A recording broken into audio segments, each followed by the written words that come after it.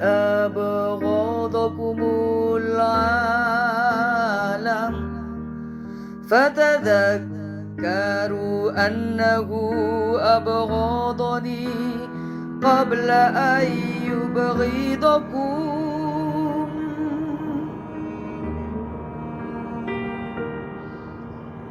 لو كنتم من العالم لأحبكم العالم كأهله ولأني اخترتكم لهذا العالم وما أنتم منه لذلك أبغضكم العالم.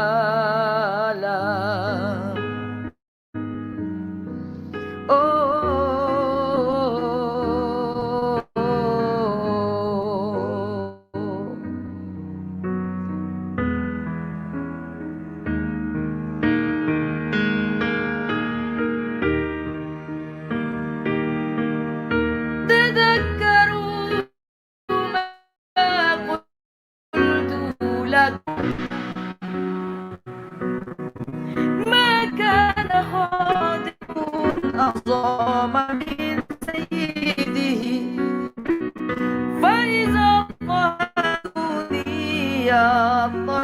يضطهدونكم وإذا سمعوا كلامي يسمعون كلامكم هم يفعلون بكم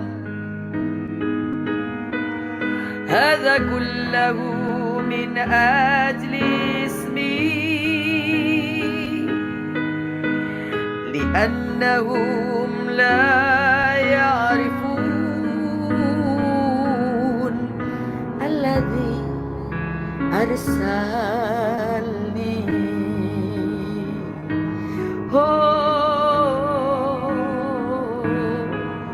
الذي أرسلني.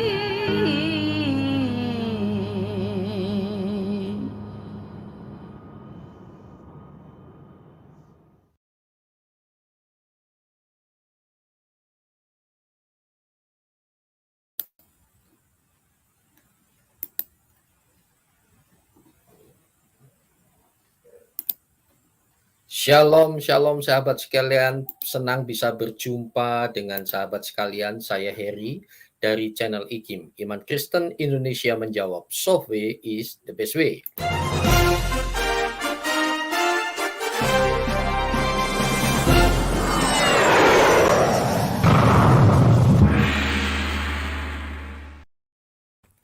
Saudara, ya.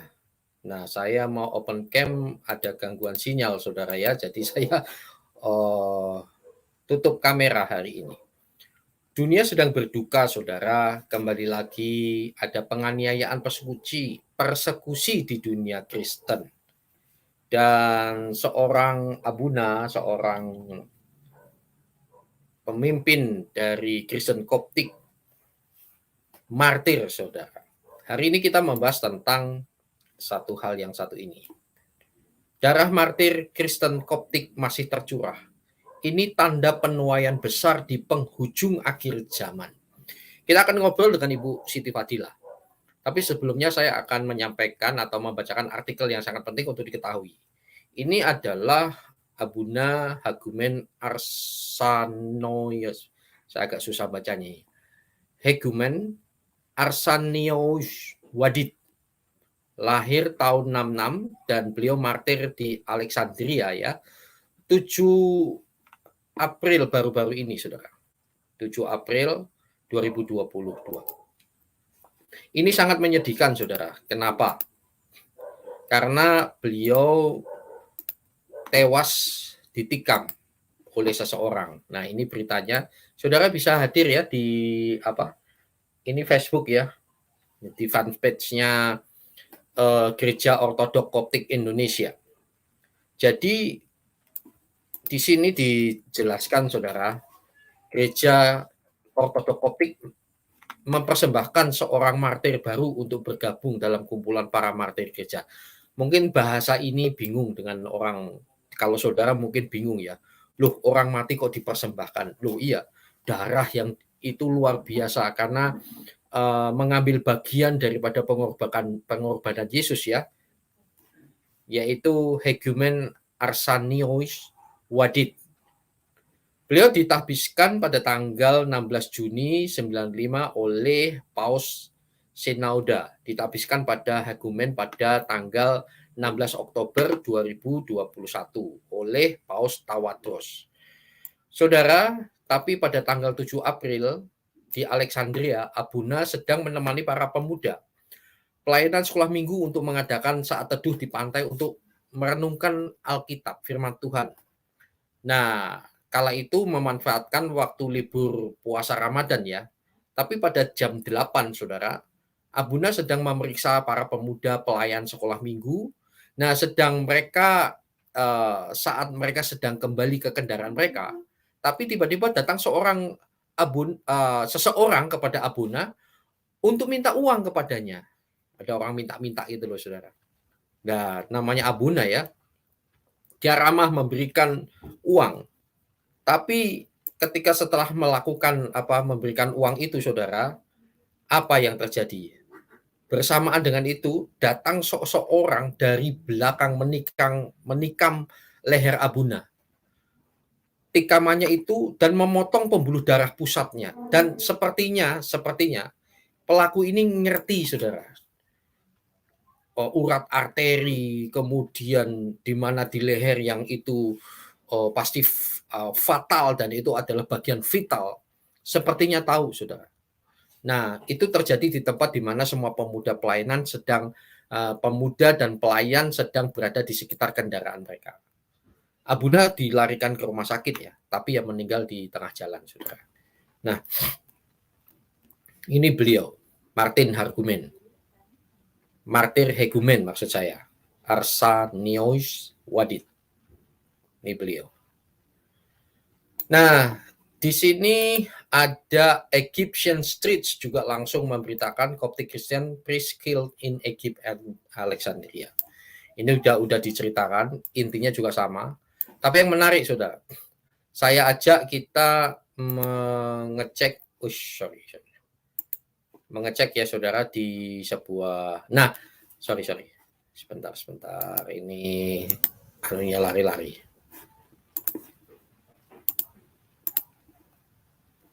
Ya.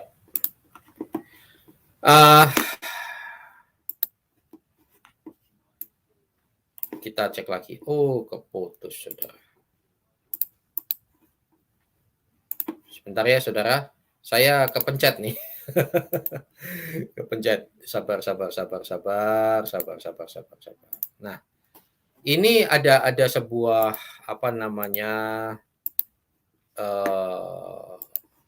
ulasan yang sangat menarik. Ada komen, maksud saya. Ada komen yang perlu kita bacakan dan lalu kita compare. Ini benar atau tidak. Ya, saudara. Sebentar ya, sabar ya. Sambil nyanyi, saudara. Sabar dah. Iya, ini dia. Loh, saya belum share screen. Sudah saya tunjuk. Oh, sudah ya. Baiklah. Nah, yang ini, saudara. Kita cek.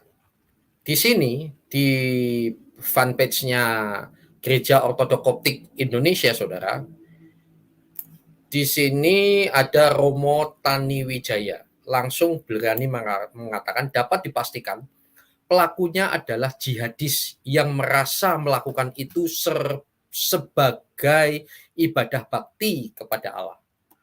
Nah, kemarin saya sudah membahas dengan Ibu Fadilah ya, dan tepat sekali apa yang kami bahas kemarin.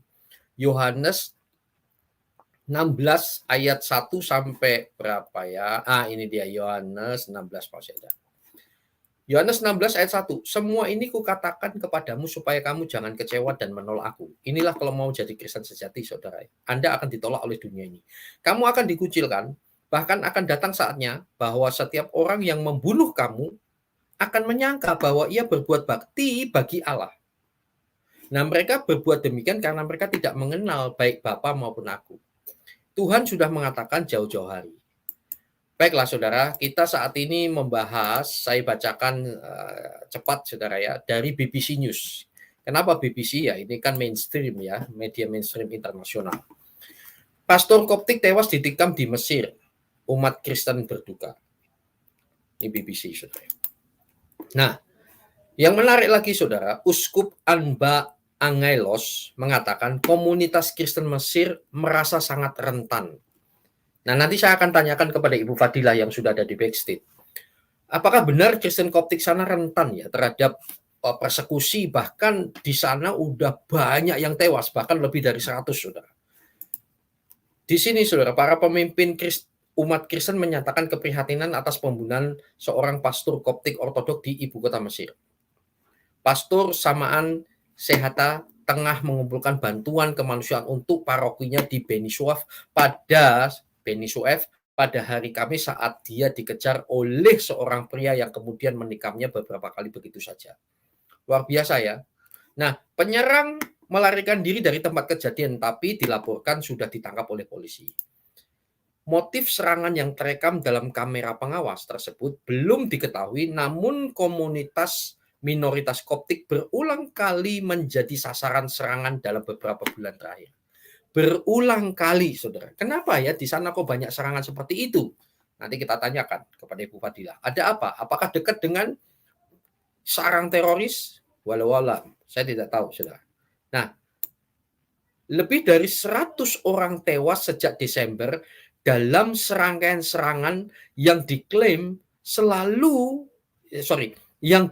dilakukan oleh milisi jihad yang berafiliasi dengan kelompok yang menamakan diri negara Islam ISIS.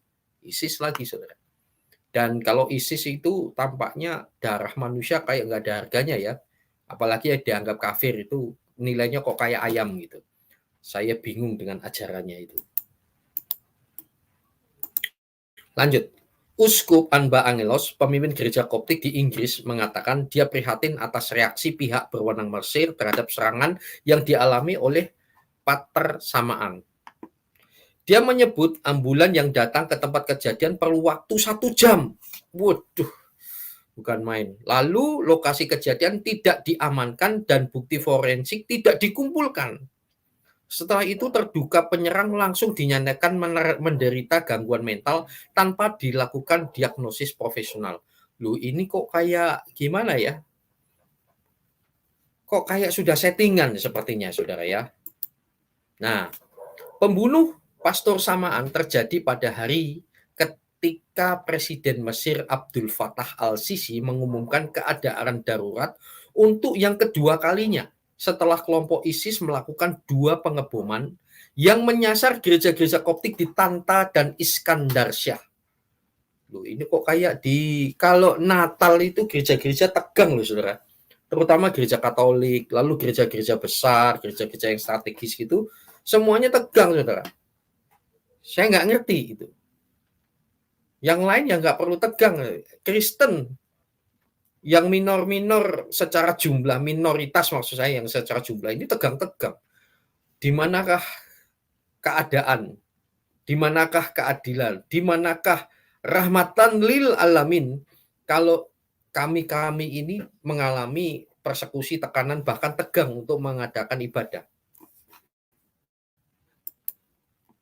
Menarik, saudara.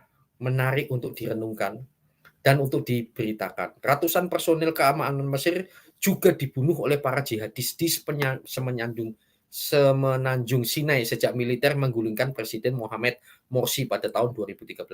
Pada hari Jumat, 6 tentara tewas ketika orang bersenjata menyerang sebuah pos pemeriksaan di El Aris, kota utama di utara Sinai, kata pihak militer dalam pernyataan. Tapi terutama itu menyasar gereja-gereja Koptik ini di Mesir ini. Nah, kita ketahui gereja Koptik itu apa sih? Yaitu gereja Mesir, saudara. Gereja Kristen Mesir. Mana dia?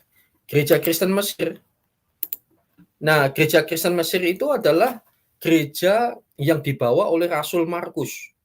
murid Yesus, Markus pergi ke sana, dan Koptik tetap melestarikan ibadah liturginya gereja purba, gereja awal-awal. Jadi saya kemarin ya, saya jadi pembicara di sebuah universitas besar lewat lewat webinar, ada Ibu Fadilah.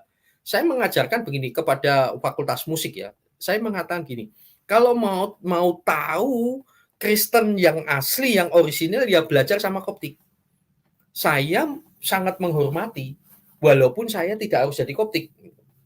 Sholatnya, ibadahnya, yaitu ya, karena mereka adalah Kristen yang masih melestarikan budaya, melestarikan liturgi yang asli, ada sholatnya dan lain sebagainya gitu ya. Wah, itu menarik sekali. Nah, di sana itu banyak yang tewas. So itu hari ini saudara, kita membahas, topik kita adalah darah martir Kristen Koptik masih tercurah sampai saat ini saudara. Udah lebih dari 100 ya. Tanda-tanda penuaian besar di penghujung akhir zaman. Kenapa tanda penuaian besar? Darah para martir itu bagaikan benih yang tercurah. Darah para martir itu bagaikan benih yang tercurah. Jadi setan iblis salah besar ketika berpikir dengan membunuh para pastor ini, para abuna ini, mereka pikir kekristenan akan lenyap. Tidak, justru itu akan menjadi benih jiwa-jiwa yang baru.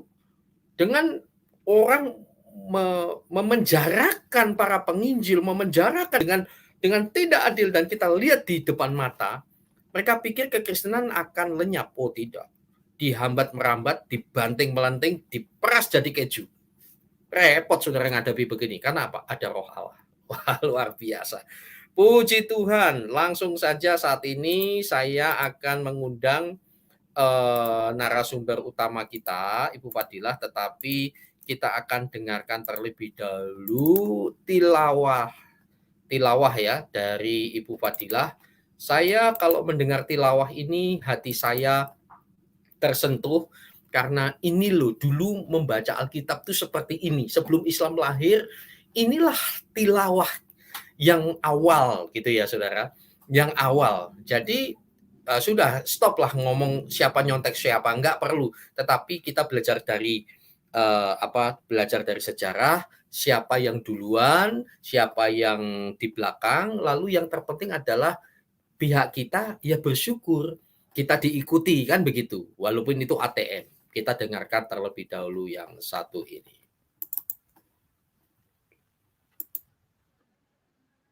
Malakutullahi aklau wa syurba bal huwa birru wa salamu wa farah fi ruhil qudus lianna man khadama al-masiha fi hadhihi fahuwa maradiyun 'inda Allah ومزكي عند الناس فلنعكف إذن على ما هو للسلام وما هو للبنيان بعضنا لبعض آمين. Luar biasa Ibu Fadilah tilawahnya. Shalom Ibu Fadilah. Shalom Pak. Wah, sudah ada Pak Tuhan. Yeremia, Pak Westerling. Ya, shalom. Iya. Pak Westerling, shalom. Pak Yeremia. Shalom Ibu Fadilah, shalom. Baik, ya, Yeremia, shalom.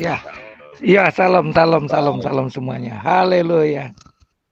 Iya, Bu, kepada topik, tapi sebelumnya ini Angelia Sebayang. Rasul Markus pun diarak dan dibantai oleh kadrun-kadrun nekat itu. Yaitu kala itu kan 12 rasul itu semuanya tewas martir kecuali Rasul Yohanes, itu pun karena tidak bisa dibunuh ya, sehingga dibuang ke Pulau Patmos dan dia mati tua pada akhirnya menjadi uskup juga. Bu Fadilah silakan. Ya.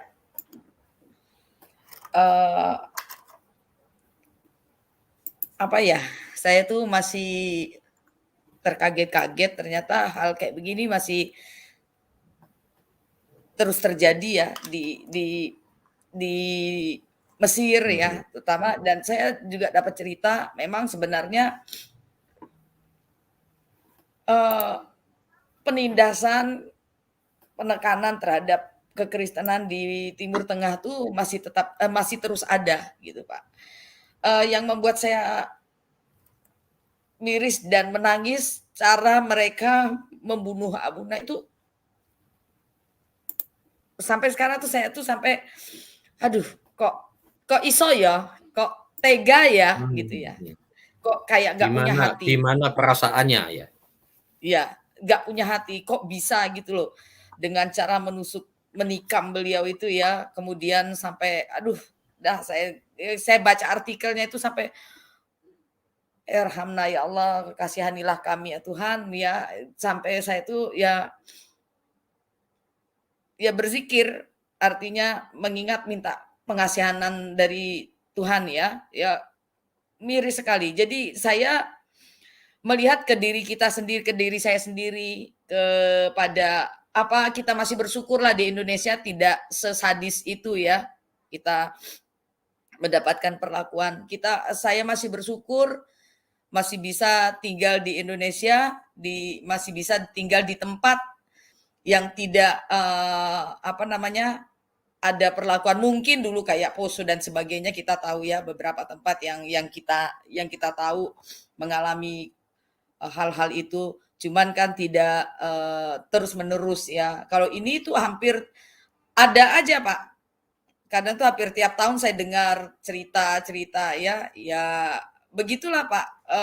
Tetapi yang puji Tuhannya semakin kekristenan itu ditindas, ditekan, kekristenan itu makin mengakar kuat dan bertumbuh banyak gitu loh ya. Nah, kita makanya saya bilang tadi pagi kan juga saya bilang Pak, segala sesuatu yang kita lihat, yang kita rasakan dan alami saat ini, kita harus kembali kepada firman Tuhan. Oh iya, luar biasa firman Tuhan. Nubuatannya itu sekarang penggenapannya. Nubuatannya itu pasti terjadi, makanya dikatakan firman Tuhan itu ya dan amin. Itu saya beberapa kali melihat kondisi ya kekristenan ya di dunia ya, di Indonesia, terus di daerah-daerah Timur Tengah, itu saya semua kembalikan kepada firman Tuhan. Begitu luar biasanya firman Tuhan itu. Lah istilahnya kamu itu sudah saya kasih warning, kalau ngikut aku tuh begini loh upahnya. Kalau ngikut aku tuh begini loh resikonya. Jadi ketika saya balik lagi buka firman Tuhan, kenapa sih banyak kejadian-kejadian gereja dibakar, terus yang banyak martir. Kalau di Timur Tengah itu kan sudah hal biasa Pak. Ya buat mereka itu ya hidup dalam ketakutan itu sudah hal biasa. Jadi kita di Indonesia ini masih puji Tuhan gitu ya. Nah, artinya ketika saya melihat itu saya kembalikan saya lihat saya harus berendah hati, harus bisa menerima ya. Bagaimana caranya? Saya harus balik lagi bersujud, bertekuk lutut di hadapan Tuhan, bertanya, kemudian balik lagi ke firman Tuhan. Dan firman Tuhan itu meneguhkan kita luar biasanya. Saya jadi oh iya, menguatkan. Satu, kedua, firman Tuhan itu seperti saya bilang tadi pagi, membuat saya kagum, makin kagum bahwasanya firman Tuhan itu sangat luar biasa. Semua yang termaktub dalam firman Tuhan itu tidak mungkin tidak terjadi. Tidak mungkin tidak terjadi, pasti akan terjadi. Itu luar biasanya. Jadi makanya di penghujung ada captionnya, kami tetap bersukacita, kami Koptik tetap bersukacita karena ya bersukacita dalam hal saat kami, kalau kita ini ya para martir ini orang pilihan Pak sebenarnya ya, para martir itu pasti orang pilihan Tuhan. Jadi Abuna ini, beliau ini sangat dikenal orang yang lemah lembut, orang yang baik sekali ya. Ya Pak Heri sendiri pernah kan ketemu Abuna John, ya model-modelnya kayak begitu Pak. Ya model-modelnya kayak begitu. Jadi kadang tuh saya mirisnya, aduh orang yang kayak begitu bisa ya. bisa ya, walaupun saya belum pernah ketemu sama Abuna almarhum lah kalau kita bilangnya. Tapi saya bisa merasakan ya, model-model Abuna itu rata-rata sama, modelnya begitu semua, Pak. Lembut, wong Jawa kalah halus, kalah lembut Ya. ya. Saya lihat Enggak ya lah, modelnya hampir sama seperti lembutnya sama persis dengan saya, Bu. dengan Pak Heri. Oh iya, tak iya nih baik. Itu Pak. Jadi apa ya, martir tuh tentu orang-orang pilihan dan apa ya, kadang-kadang kita sendiri tuh semua pingin menjadi martir. Cuman kan Tuhan memilih beda ya. Semua kita akan jadi martir ketika kita mati, ketika kita makanya Alkitab katakan mati adalah keuntungan. Nah, ini dia nih. Yang membaptis saya dan anak saya ini. Beliau luar biasa. Lembutnya. Ya, jadi gitu Pak. Kalau ya gimana Pak? Oh. Jadi kalau apa namanya di Timur Tengah banyak martir yang berguguran. Sebelumnya kan di tahun yang sangat heboh itu di tahun 2015 di Libya. Itu 21 martir ya, Iya. orang Kristen Koptik itu dibunuh barengan di pinggir pantai itu Pak. Mereka sambil apa bersimpuh gitu, tangannya diikat, kakinya diikat, kan nggak bisa kemana-mana. Ditembak sama ISIS. Apa? Itu yang disembelih itu ya. Ya, disembelih ya sama ya sadis, memang sadis, tapi ya begitulah Pak. Ya kita bersyukur tinggal di bumi Indonesia tidak ya walaupun ada teroris, ada ini dan segala macam, kita masih bisa melenggang berjalan bebas ya di sebagai orang Kristen. Walaupun kemarin kita bergolak masalah Pak KC dan segala macam ya, maka saya bilang ayolah kita berusaha tawadhu, rendah hati dulu ya. Apa sih maunya Tuhan sebenarnya, ini ada apa? Belum ada 1 bulan Pak masalah Pak KC ini kan, yang vonis 10 tahun. Sekarang kita dapat berita yang sangat-sangat menyedihkan. Tapi saya rasa itu mengingatkan kita untuk kembali lagi ke apa namanya, melihat firman Tuhan yang luar biasa gitu Pak. Bu Kita Fadila. nggak bisa. Ya gimana Pak? Bu Fadila. Pertanyaan umum. Ajaran atau oknum, Bu? Susah ya. Ya, oknum iya, ajaran iya Pak. Maaf ngomong, ya gimana ya saya mau bilang kalau oknum, mereka melakukan atas dasar apa? Role model waktu itu sistem. Ya dua-duanya. Nah, mungkin dalam hal ini ada beberapa orang Islam yang mungkin ya salah menginterpretasikan ayat-ayat Al-Qur'an atau Al-Hadis. Tuh, ada yang menurut mereka begitu, di antara mereka kan saling bertentangan. Nah, ada yang salah menafsirkan, begitu. Jadi, tetapi apapun itu, kalau saya lihat mau salah tafsir atau apa, tetapi kan role modelnya ada, gitu loh Pak, ya kan? Dan itu tercipta, terbentuk dari awal ajaran ini ada di dunia, nggak bisa dipungkiri, kan begitu. Gitu loh Pak. Ya susah juga kalau bilang oknum ya memang oknum. Kalau bilang ajaran ya memang ada ajarannya begitu. Maka saya bilang teroris itu kita tidak bisa salahkan. Apakah dia salah? Enggak. Karena dia punya dalil yang kuat. Kan? Melakukan. Iya, punya dalil yang kuat. Apakah yang rahmatan lil alamin itu salah? Enggak juga. Mereka menginterpretasikan dalil-dalil itu dengan tafsir-tafsir, kemudian dengan rujukan-rujukan yang lainnya. Begitu, sama-sama nggak salah. Yang salah adalah role modelnya. Role modelnya pernah melakukan itu, ya susah jadinya, Pak. Gitu loh. Cuman kan kita tidak berhak menghakimi ya, tapi memang kenyataan begitu. Ulil haqqo walau kana murran. Katakanlah yang benar walaupun pahit. Kebenaran itu sangat pahit memang. Ya, katakan Begitu, ya Pak. di atas ya, tidak di atas tidak. Betul, betul, Pak. Oke, baik. Kalau analisa saya, Bu ya, ajaran atau oknum. Kalau gini, kenapa di Kristen tidak menghalalkan darah orang kafir? Tidak ada toh? Tidak ada. Ya. Dan tidak ada yang salah tafsir soal ini, Pak, Bu. Yang menghalalkan darah orang. Tidak ada orang Kristen yang menghalalkan darah orang. Tidak ada.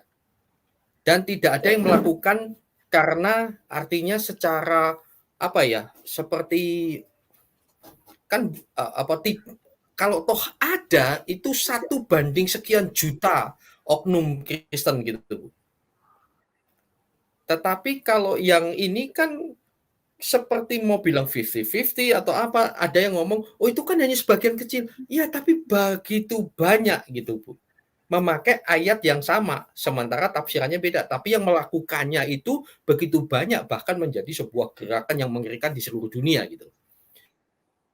Nah, kalau di dalam kekristenan, itu tidak ada gerakan dengan perang untuk menegakkan agama, itu tidak ada gitu.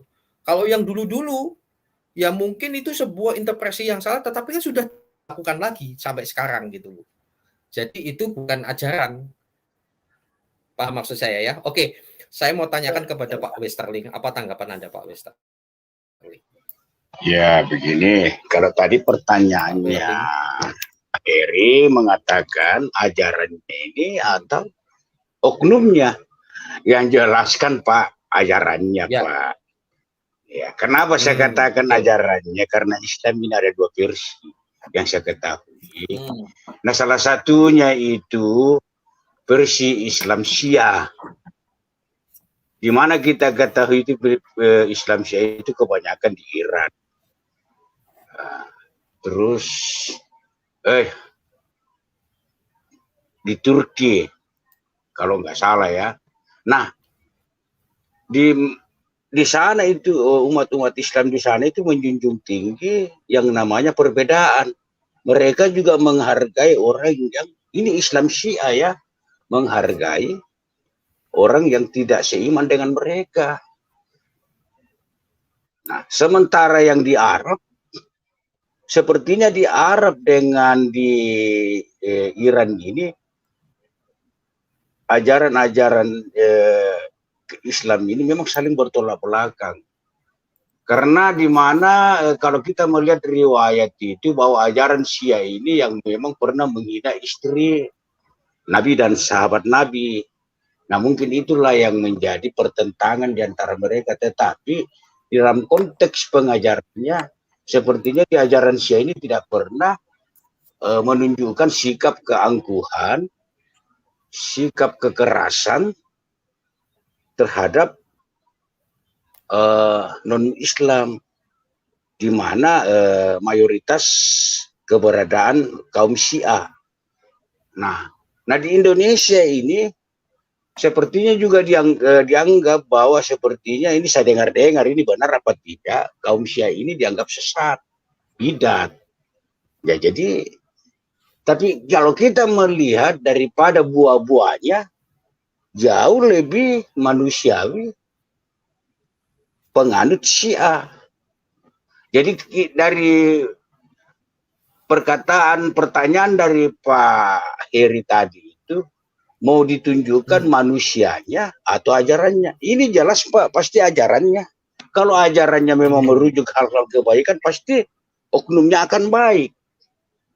Kalau ajarannya memang yang memang menyesatkan, yang tentunya merujuk kepada kekerasan, dendam, dan keserakaan, itu akan buruk. Nah, seperti ajaran-ajaran kasih kita terhadap orang Kristen, di mana kita sudah ditetapkan, doakanlah mereka yang menganiaya kamu. Ya, tidak ada lagi agama yang mengajarkan ajaran seperti itu. Tidak ada juga seorang nabi juga yang mengajarkan, kecuali Yesus itu sendiri yang mengajarkan hal seperti itu. Kalau ditampar pipi kiri, beri lagi pipi kanan. Ini yang berat. Ini yang teramat sulit untuk kita lakukan. Apalagi kalau kita seperti secara pribadi-pribadi, oleh seperti saya ini, karakter saya, wah, bertentangan ini, saya nggak terima yang begini-begini. Kalau saya ditampar pipi kiri, well, maaf saja, lebih baik kita baku habis. Kalau saya itu prinsip saya. Iya, tapi Iya, Pak. makanya karena itu, apalagi kalau saya pribadi sekarang ini, mungkin dalam hal pengajaran itu Pak Heri, saya tidak terima.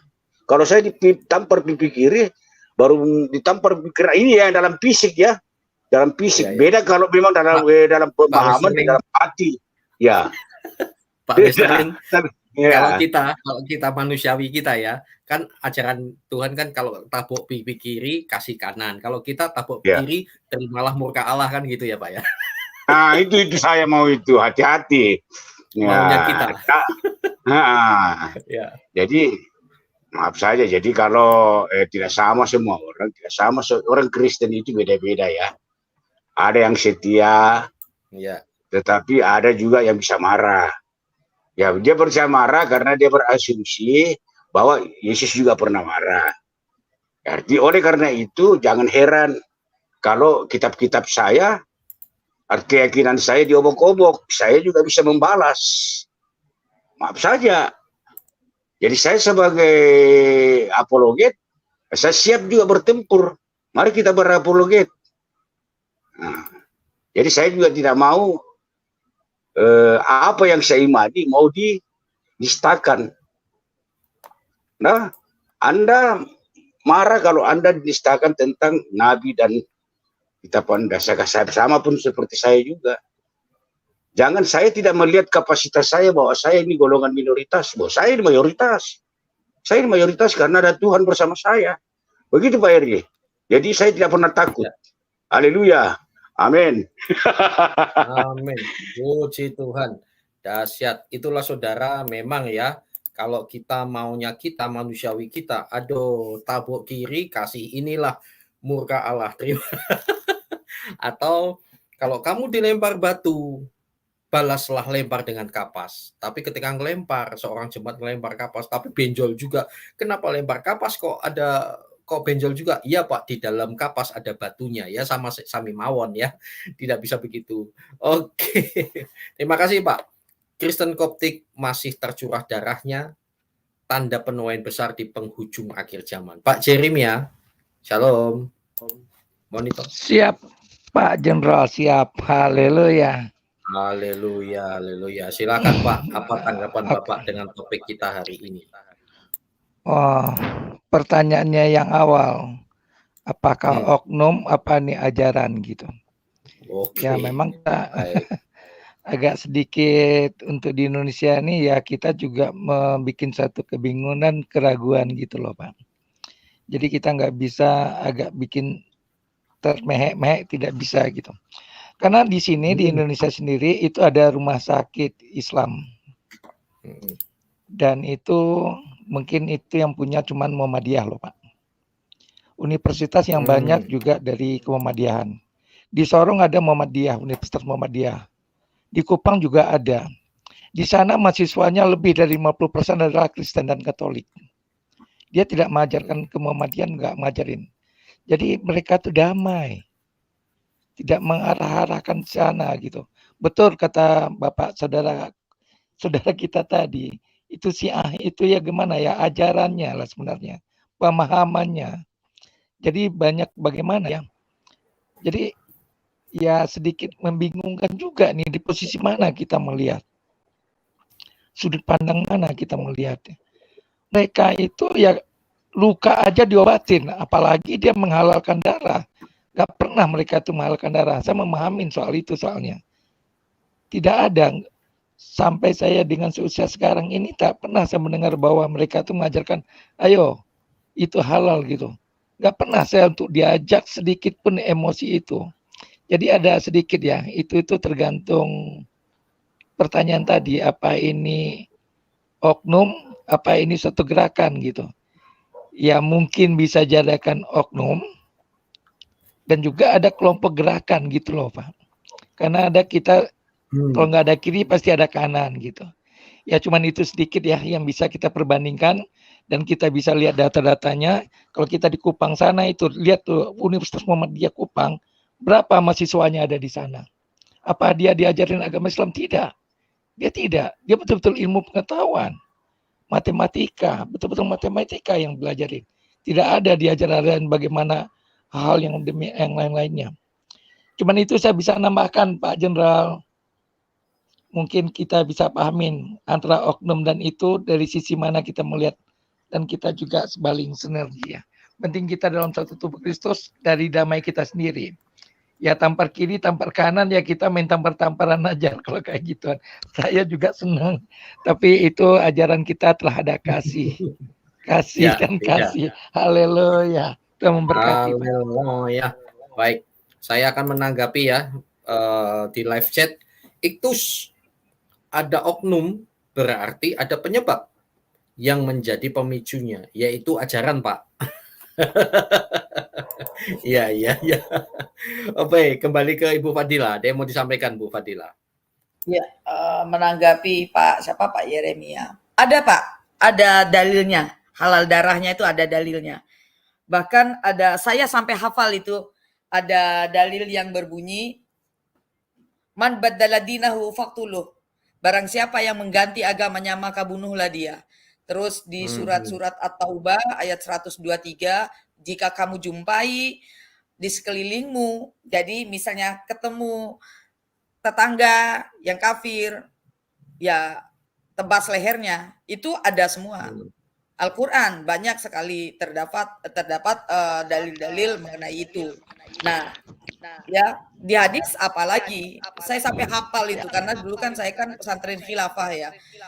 Nah, tapi balik lagi cara memahami, menafsirkan, karena kan mereka ini kan ada ilmu tafsir, banyak sekali ilmu kan, banyak sekali kitab. Nah, jadi cara memahaminya, ada yang memahaminya bahwasanya ini bukan untuk di zaman sekarang, bukan untuk di tempat yang tidak menyiarkan syariat Islam. Banyak hal alasan-alasannya ya. Jadi Islam itu rahmatan lil alamin, karena Islam itu mengakui toleransi dan sebagainya. Itu bagi Islam kalau kita sebutlah Islam Nusantara ya. Nah, bagi Islam yang betul-betul melaksanakan itu ya, bahkan saya dulu sampai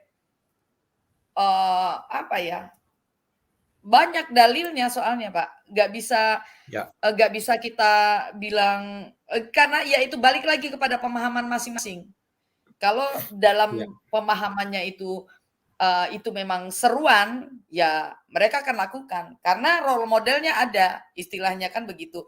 Mesir itu Pak, itu pusatnya, kalau saya bilang bukan pusatnya ya, yang paling banyak dapat kecaman, dapat penekanan, dapat tekanan itu banyak sekali Pak. Jadi karena ya orang sana, apalagi di kawasan-kawasan Syria yang dekat Libanon dan segala macam itu ya, Libya, itu kan kawasan-kawasan daerah-daerah Arab ya, yang berbahasa Arab, intinya begitu, daerah-daerah yang berbahasa Arab. Itu mereka itu ya sangat mengerti rata-rata dalil-dalil tentang bagaimana menyikapi kalau ada orang selain Islam gitu, mereka kan sangat memahami, karena kan kita nggak bisa pungkiri pusat kekhilafahan itu kan tetap di daerah-daerah sana. Kita tahu Ikhwanul Muslimin juga di daerah Mesir, kita tahu ya Taliban seperti apa, Al-Qaeda di daerah-daerah mana gitu ya. Balik lagi cara mereka memahami saja yang berbeda. Mungkin begitu cara mereka memahami dalil-dalil yang ada. Kalau saya bilang ajaran ya tetap ada ajarannya gitu loh. Dan role modelnya tetap ada, tapi kembali lagi ya saya kita nggak bisa menghakimi. Hal itu ada, tetapi balik lagi cara memahaminya aja yang berbeda Pak. Iya, berarti Bu, karena kalau dari laporan BBC tadi ya, dari Desember saja itu sudah 100 korban dari Koptik, Bu. kok bisa seperti ini ya? Berarti memang di daerah ini Alexandria, Mesir dan seterusnya itu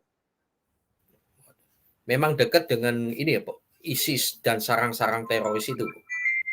Kan pusat Ikhwanul Muslimin kan dari sana, Pak, Mesir. Halo? Halo ya. Bisa dengar suara Ya, saya, Pak silakan. Heri? Ya. Ya. Kan Ya, pusat silakan. Ikhwanul Muslimin kan pusatnya kan di Mesir. Oh, iya. Ya.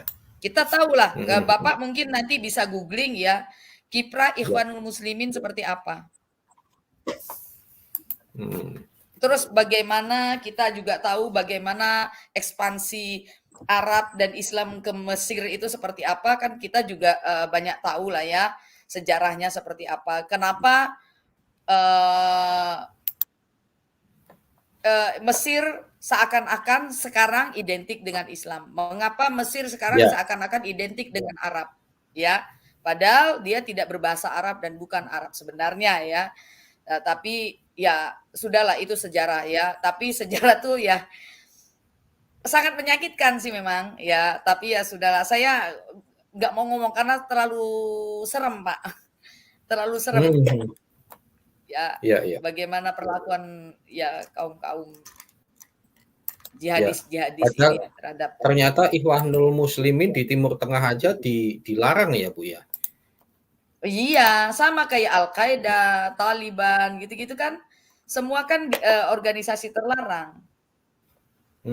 Nah, kalau Ikhwanul Muslimin itu pusatnya di Mesir. Mesir itu dari dulu, Pak, ketika ekspansi Islam kan memang sudah jadi sasaran tembak mereka, karena bagaimana perkembangan ortodok di Mesir ini sangat luar biasa kala itu. Ya, ya. Baik. Tapi padahal sebenarnya duluan datang Koptik daripada datangnya Islam ke Mesir, gitu loh. Ya. Ya tentu, Bu ya. Lawang mereka lahirnya aja 650-an tahun kemudian setelah Kristen kan. Oke, ini ada pertanyaan bagus nih, Bu, untuk Ibu nih. Angelia Sebayang. Apakah sampai sekarang Kristen Ortodok Koptik puasa dan 50 hari, Bu? Fadilah, monggo. Masih Puasa. Itu kan sesuai dengan bukan tradisi ya, bisa dibilang tradisi, Kristen zaman dulu ya, Kristen terdahulu. Kemudian memang tradisi itu sesuai dengan ayat-ayat di dalam Alkitab gitu loh, Pak. Semuanya termaktub ya, begitu. Sampai sekarang saya kan sekarang masa puasa ini. Masa puasa sampai nanti Paskah kan. Terus pas Natal 40 harian itu sebelum Natal kami juga berpuasa. Tapi itu bukan kayak orang seberang, dilakukan berpahala, tidak dilakukan berdosa. Orang ono gitu loh. Dan saudara perlu kan tahu banyak ya, juga yang tidak melakukan. Ya panggilan sih, Pak. Ya. Jangan lupa ya saudara-saudara sekalian sebangsa dan sebelanga semuanya, di Kristen tuh ada puasa loh. Nggak cuma masalahnya enggak seragam, mereka selalu ngomong seragamnya ada. Enggak soal seragamnya, beda-beda. Dan masalahnya tuh bukan di situnya, bukan pindah jamnya. Lalu kalau orang enggak puasa lalu dituntut untuk menghargai gitu ya. Bukan seperti itu. Tetapi kita puasa itu lebih kepada mendekatkan diri, ada yang seperti itu, ada juga bukan dalam rangka mencari kesaktian, bukan memaksa kehendak. Kan ada puasa Senin Kemis tuh. Mukti. Bukan yang begitu. Terus bukan juga puasa itu memaksa Tuhan menjawab doa kita, bukan. Tetapi saya lebih suka dengan konsep dengan puasa memaksa diri kita untuk mengerti kehendak Tuhan itu apa gitu ya. Betul. Nah, itu dia, Pak. Makanya kita saya bilang di Koptik pun begitu, tidak ada paksaan. Me poso monggo raposo ya rapopo, istilahnya begitu. Itu panggilan hati kita. Iya. Aku rapopo itu panggilan hati kita, gitu loh, Pak. Ya, termasuk ini ya saudara ya. Kita merasa terpanggil, merasa pengen kitanya yang pengen intim sama Tuhan, ya monggo dilakoni kan gitu. Ada yang tidak sanggup, ya tidak apa-apa gitu loh, Pak. Betul. Sebentar ya. Nah, Termasuk ini, saya kan ngobrol, saya awalnya begini. Sebentar ya. Salah. Ini kok ada wong ganteng kayak gini muncul. Saya ngobrol dengan Abuna Koptik ya. Sebentar ya, sabar. Silakan Bu Fadila nyampaikan sesuatu dulu. Saya ada yang mau saya cari. Begitu Bu ya, Gitu. sholat Oke. itu, sholat. Puasanya Koptik prinsipnya seperti yang saya katakan tadi ya, nggak seperti itu. Ini dia. Nah, ini dia. Termasuk ini ya, saya mengatakan saudara bahwa Koptik ini justru Kristen awalnya kita, sejarahnya kita di sana, ya. Bahkan sampai sholatnya loh. Fil bad'i kana al-kalimatu wal kalimatu kana 'indallah wa kana al-kalimatu Allah. هذا كان في البدء عند الله كل شيء به كان وبغيره لم يكن شيء وبغيره لم يكن شيء مما كان والكلمة صار جسدا وحل بيننا ورأينا مجدا كما لوحيد من الآب مملوءا نعمة وحقا آمين.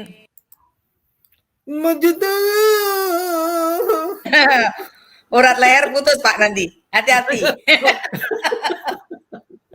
Saya jujur saudara, saya bukan Koptik, karena saya yang lihat begitu saya langsung wah dulu begitu ya. Nah, saya ngobrol dengan Abuna John ya ini ya. Abuna John. Wah, ini dia kalau lagi ngobrol tuh selalu begini. Yes, I am. Karena wah, saya seneng. Inilah tipikal kekristenan zaman dulu kan begitu ya Bu ya, sampai pakaiannya dan seterusnya. Lalu saya tanya gini, you sholatnya berapa kali? Saya dengar 7 kali. Oh iya 7 kali, jam sekian. Waduh berat ya, saya bilang gitu. Oh tapi dia menjelaskan kami mengerti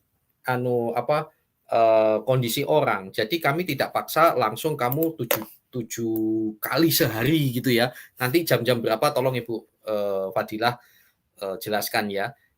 Bagi yang baru silakan sehari sekali aja gak apa-apa. Dan itu kan tidak lama-lama ya saudara. Nah lalu baru tambah lagi. Termasuk puasa kami 55 hari. Kemudian ada puasa gak makan daging pada hari sekian gitu loh. Walaupun bagi saya aduh rumit ya. Tetapi saya mau menyelami, oh enggak dulu begitu. Nah sampai saya tanya, kapan ada ibadah di sini? Ada hari sekian. Aduh benturan. Nanti kapan-kapan saya belum pernah masuk di Koptik. Pengen untuk ya kita harus belajar saudara. Ibaratnya napak tilas kan. Oh dulu seperti ini gitu. Nah tapi kenapa kok kalau memang aslinya begini kok nggak di seluruh gereja di Eropa, Amerika, Australia tidak melakukan ini, hanya Kristen Koptik tok. Itulah bedanya Tuhan kita ya. Tuhan kita itu bukan di situnya, tetapi Allah itu roh, menyembah dalam roh, lalu hasilkanlah buah sesuai dengan pertobatan, lalu Tuhan lebih menekankan buah roh, lalu menekankan kepada teladannya dan seterusnya gitu ya. Dan kalau saya mengatakan seperti ini, saya tidak mengatakan ini loh yang paling benar, enggak, yang pakai band paling benar, enggak juga. Semuanya itu fokus kepada esensinya Yesus. Betul ya Bu Fadila? Cuma saya ngajar kepada saudara, ayo sikap seperti saya, bukan sebagai teladan sempurna ya. Ayo kita bersikap seperti ini. Ada yang malah menghina-hina tuh Bu. Wah itu ortodok apa ini? Enggak, justru itulah mula-mulanya kita. Kalau perlu dilestarikan itu. Kalau bisa buka di berbagai provinsi Indonesia, buka, ayo dibantu gitu. Karena inilah yang akar-muakarnya kita gitu. Jangan malah ada yang Kristen malah jadi Yahudi, Malah orang orang orang Manado lebih Yahudi daripada Yahudi. Ada begitu ya? Nggak usah begitu. Oke, Bu Fadila, silahkan jelaskan tentang puasa tadi. Oh ya, Sholat. oke. Sholat itu kan sebenarnya artinya doa, Pak. Oke, Kan setelah dari ini Pak kata-kata Westerling, sholat, maaf Bu, yusholluna. Ibu, tidak lama. Setelah ini Ya. Pak Westerling, apakah mau pertanyaan atau pernyataan? Ibu Fadila dulu, silakan. Ya, oke. Kita tuh ada 7 waktu, memang, ya. Sholatnya itu ada sholat subuh, kalau orang Islam bilang kan sholat subuh, ya. Ada waktunya itu hampir sama. Mereka yang sama dengan kita maksudnya, bukan kita yang sama dengan mereka, ya. Ya. Sholat subuh, tapi kami bilangnya sholatul bakar. Ada sholatus sa'atus salisa, itu sholat subuh, sholat duha. Nah, mereka 5 waktu, kita 7 waktu, Pak. Ya, 7 waktu, lebih banyak. Ya, kemudian ada sholat tengah hari itu jam 12 zuhur ya, sholatus sa'atus sadisa. Ada lagi asyar, sholatus sa'atut tasi'ah. Ada lagi maghrib, itu sholatul ghurub. Ada lagi isya, kalau mereka bilang sholatun naum. Ada lagi tengah malam, sholatun nisful lail. Jadi kalau mereka bilang sholat tahajud. Nah, sholatnya gimana? Nanti Pak Heri bisa kasih lihat itunya, apa YouTube-nya ya Pak, cara sholatnya ya gitu. Jadi itu intinya berdoa sebenarnya. Berdoa ya. Jadi arti sholat itu kan berdoa ya Bu ya. Berdoa, betul. Doa. Jadi semuanya itu kita lakukan intinya untuk berdoa, dan setiap sholatnya itu lama Pak, nggak kayak mereka 1 menit jadi selesai, enggak, karena doanya panjang-panjang. Kebetulan di dalamnya itu juga ada ayat-ayat firman Tuhan, intinya itu di situ. Jadi semuanya itu memang dilakukan sesuai dengan sesuai dengan ayat-ayat Alkitab. Kalau saya terangkan tambah lama nanti Pak. Sholat subuhnya Ibu Fadila. itu, ya gimana Pak? Bu Fadila. Nah ini contoh ini ya di Kompasiana. Salat Yahudi mirip seperti Muslim halapan. Nah ini kebalik sebetulnya ya. Kebalik. Harusnya Muslim yang mirip Yahudi Muslim gitu. Mirip ya gitu. Kenapa? Ya kita nggak usah klaim-klaiman lah ya. Kita belajar dari sejarahnya ya. Siapa yang duluan, maka itulah yang ori, kan begitu. Tapi tidak penting lah soal itu. Yang penting adalah saat ini kembali lagi sholat Koptik Bu, silahkan. Ya itu tadi Pak, yang saya jelaskan. Semua ada makna Alkitabiahnya tuh ada semua. Cuman kenapa sekarang tidak melakukan Kristen yang sekarang? Esensinya bukan tidak melakukan sama nggak melakukan. Kayak di Islam juga kan banyak firqah, banyak masing-masing banyak aliran, banyak kelompok gitu ya. Buat kita itu denominasi itu ya nggak penting lah ya. Yang paling penting adalah Tuhannya sama, wes ngono tok. Tuhannya sama. Ya. Yang mau melakukan sholat ya silakan. Apakah semua orang ortodoks melakukan sholat 7 waktu itu? Saya juga masih sering bolong-bolong kok, gitu. Jujur aja. Nah, ini dia nih.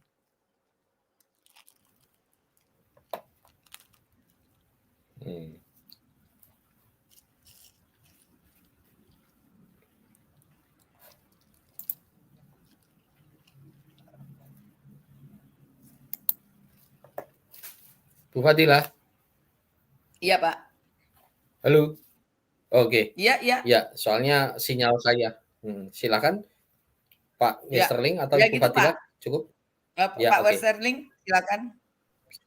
Ya, jadi kalau saya pernah baca artikel ya, bahwa ini kata sholat 5 waktu dan puasa selama 30 hari itu sudah ada di zaman penguasa Babylon. di mana di tahun itu tahun 556 sampai pada 556 sebelum Masehi, yang tentunya memang itu sepanjang di kawasan di Jazirah Arab. Nah, kalau kita kembali ke ajaran-ajaran RT6 ya, di mana kita ketahui nanti berarti lebih dulu ini peristiwa ini, karena di sini yang terjadi di zaman kekuasaan Babylon mulai dari 539 sampai 556 sebelum Masehi. Nah ini pertanyaannya, sumber dari puasa itu apakah mengadopsi, ini saya juga tidak tahu, karena kalau kita mau melihat dari rujukan ini, dari ini sebagaimana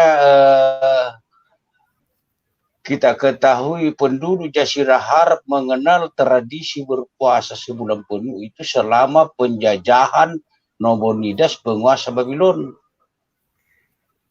yang merupakan bagian daripada kawasan di Jazirah Arab. Nah, itu yang menjadi pertanyaan. Jadi kalau menurut saya, kalau kita dalam kekristenan itu memang ada puasa. Puasa di dalam kekristenan itu di Yesaya 58. Ya, betul, Pak. Di Yesaya, ya. Itu sering saya ajarkan. Terus, Pak, terus. Ya, jadi kalau kita dalam kekristenan juga itu sudah di sebelum Masehi juga, karena Nabi Yesaya sudah menulis. Nah, di dalam kitab Nabi Yesaya itu yang tertuang di 58 ayat 3 di sini berbunyi, mengapa kami berpuasa engkau tidak memperhatikan pertekannya juga, mengapa kami merendahkan diri dan engkau tidak mengindahkannya juga, sesungguhnya pada hari puasamu engkau masih tetap mengurus urusanmu dan kamu mendesa-desa semua burumu. Nah, ini kan sudah. Jadi kalau kita mau ambil satu ini, kita harus membaca mulai dari ayat 1 sampai pada ayat 12 supaya kita bisa memahami dengan jelas, karena ini Alkitab tidak bisa dipenggal-penggal. Jadi kita mulai dari ayat 1-nya itu sampai ayat 12 agar kita paham itu makna dari puasa yang ditorekan oleh Alkitabiah, kitab Yesaya 58. Jadi kalau di ini yang sebagaimana tadi yang saya katakan tadi bahwa ini dari, kalau saya ini ada sepertinya ada ini, kalau melihat dari rujukan ini kan 30 hari. Nah sementara berarti ada kesamaan, karena pada kaum Sabiin juga itu sholat juga 5 waktu. Kaum Sabiin dia juga sholat 5 waktu. Nah ini artinya yang saya dapat ini sumber-sumber dari saya googling ya, dari sumber dari googling saya dapatkan ini. Ya silakan Ibu Fadila lanjutkan. Ya makasih. Ya, baik. Itu puasa memang boleh bentar Pak Heri. Silakan. Ya. Saya mau koreksi sedikit Pak. Babylon itu bukan dari Jazirah Arab, Pak ya. Ya. Jadi puasa itu sebenarnya sejak kitab Kejadian itu sudah ada, ya.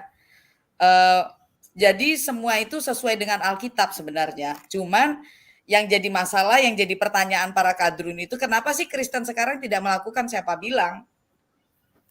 Ada kan doa puasa ya Pak Heri ya? Ya, juga melakukan puasa. Terus puasa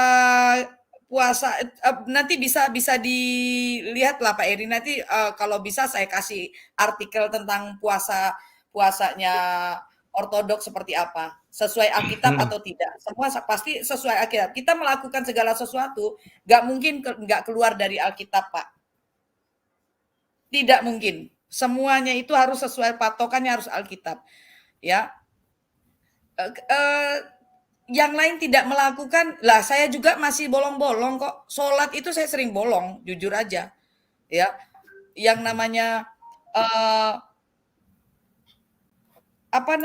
kita tahu ya, puasa para nabi-nabi pun ya banyak berpuasa juga ya. Kita inilah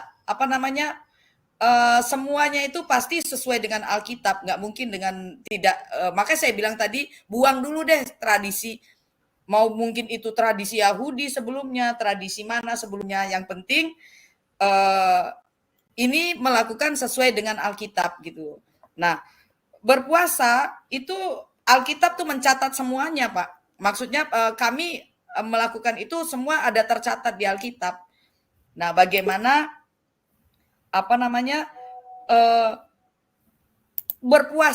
berpuasanya itu bukan sekedar tidak makan, tidak minum gitu loh.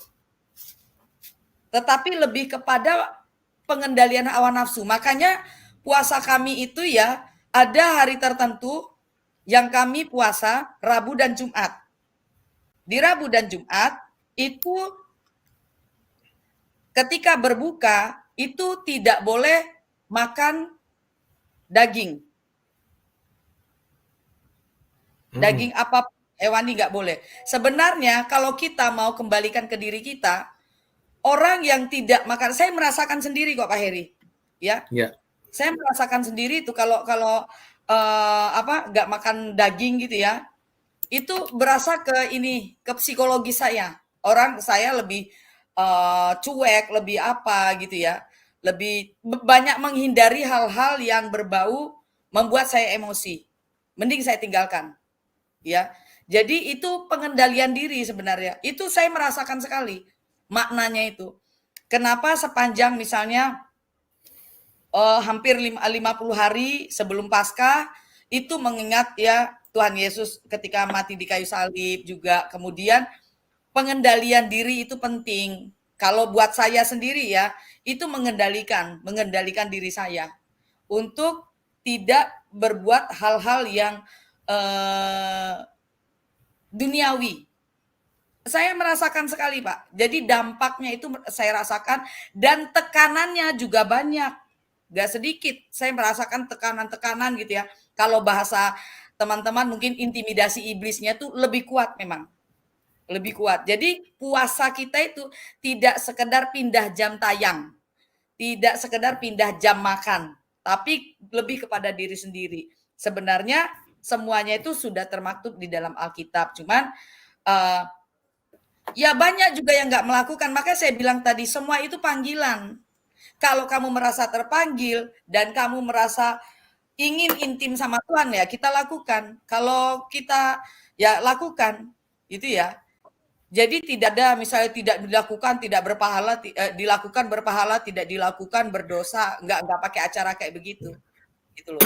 Jadi semua yang dilakukan bukan cuma sekedar tradisi akan tetapi patokannya tetap Alkitab gitu Pak Heri. Ya. Oke. Shalom, ada Jalak Suren, Shalom Jalak Suren. Ada yang di backstage, kalau saya belum kenal, saya biasa menyapa dulu. Tolong baca sapaannya dulu. Kalau tidak menyapa, maka saya tidak kenal. Jalak Suren, halo. Shalom.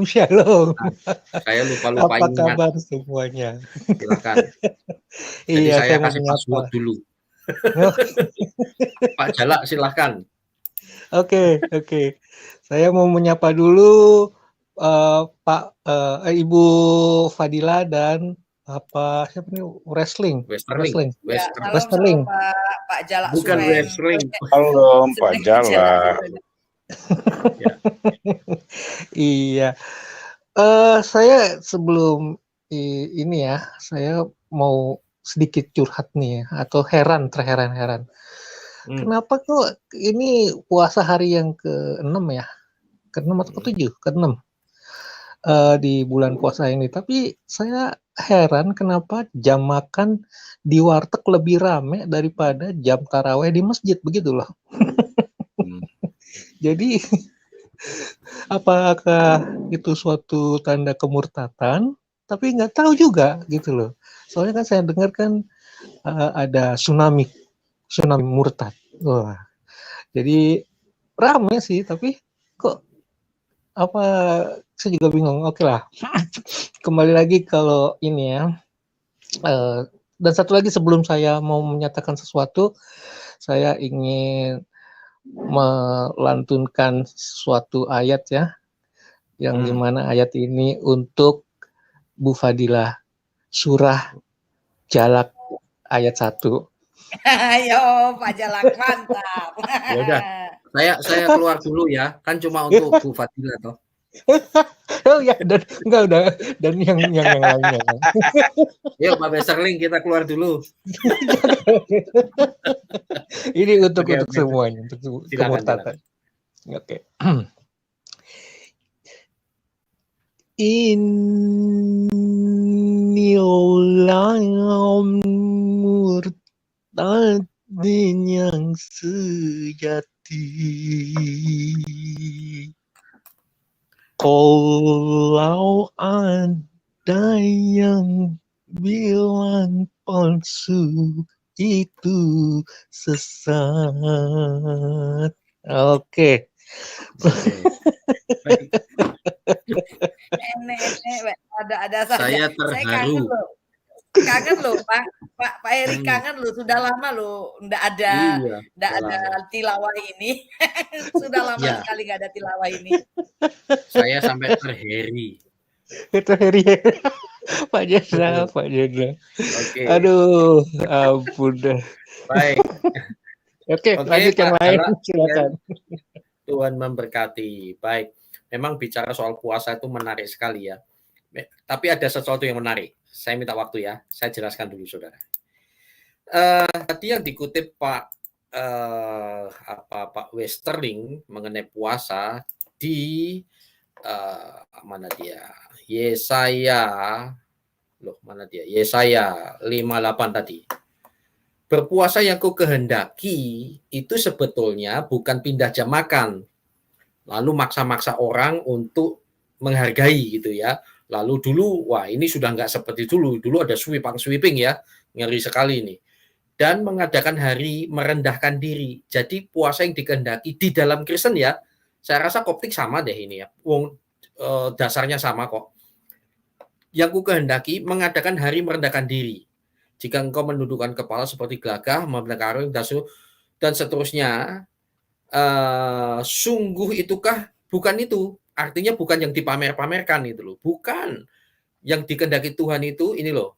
Berpuasa yang ku kehendaki ialah supaya engkau membuka belenggu-belenggu kelaliman dan melepaskan tali-tali kuk, supaya engkau memerdekakan orang teraniaya dan memasahkan setiap kuk, supaya engkau memecah-mecahkan rotimu bagi orang lapar, membawa ke rumah orang miskin yang tak punya rumah, dan apabila engkau melihat orang telanjang, supaya engkau memberi dia pakaian, tidak menyembunyikan diri terhadap saudaramu. Nah, jadi puasa kita itu merendahkan diri di hadapan Tuhan untuk mengerti kehendak Tuhan.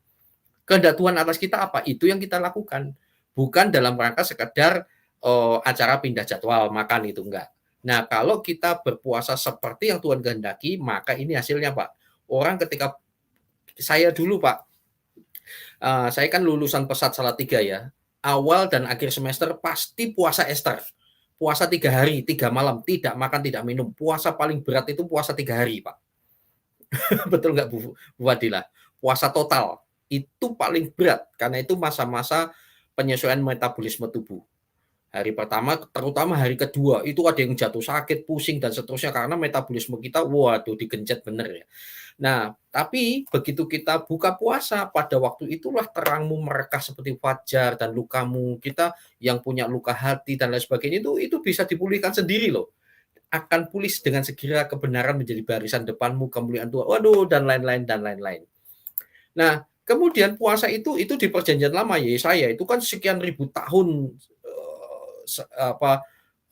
sebelum Kristus ya. Dan ketika Yesus juga mengingatkan tapi juga menegur. Karena waktu itu kan orang-orang Yahudi, Farisi, ahli Taurat itu puasanya itu munafik-munafik, Bu.